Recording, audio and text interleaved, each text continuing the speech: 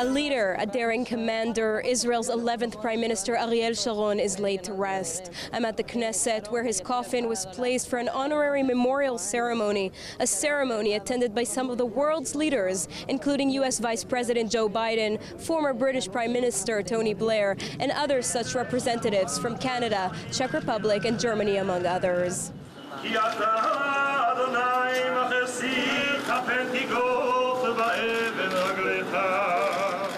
Ariel Sharon was in a coma for nearly 8 years, and yet this day is a sad day for Israel all the same.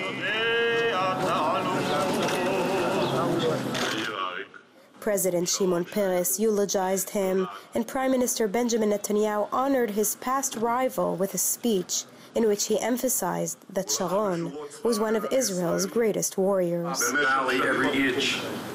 U.S. Vice President Joe Biden spoke of his personal acquaintance with Sharon as a young senator.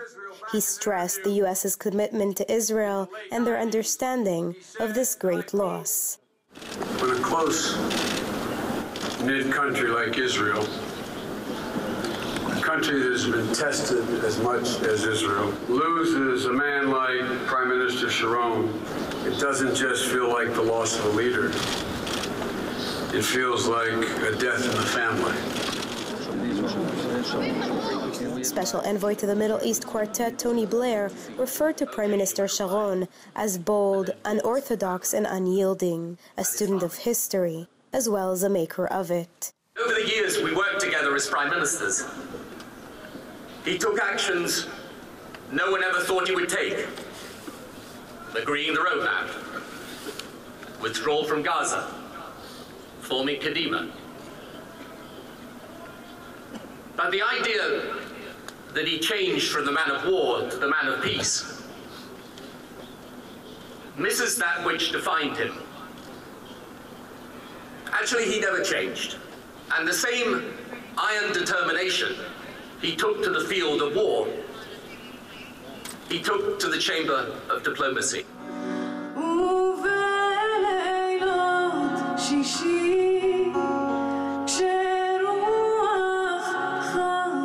Throughout the day, stories and anecdotes were told about the late Prime Minister. Israeli and international journalists followed the events and interviewed those who knew Sharon in an attempt to get a closer look at the person behind the public figure.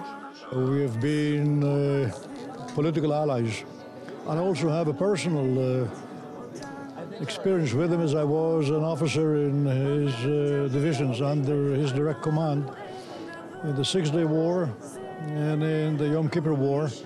I'm a paratroopers officer, and I must say that we are here today gathering in order to follow in his last procession one of the greatest leaders, military commanders that we have ever had.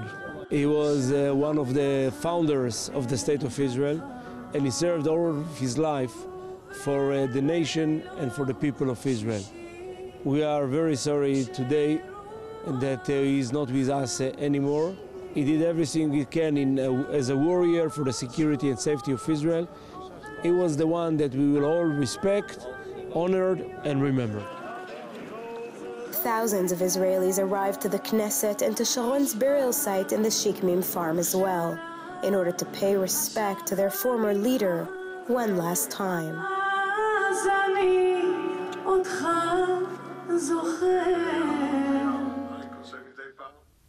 Sharon was known to be courageous, pragmatic, and very security-oriented. He loved the land of Israel and built his home on it.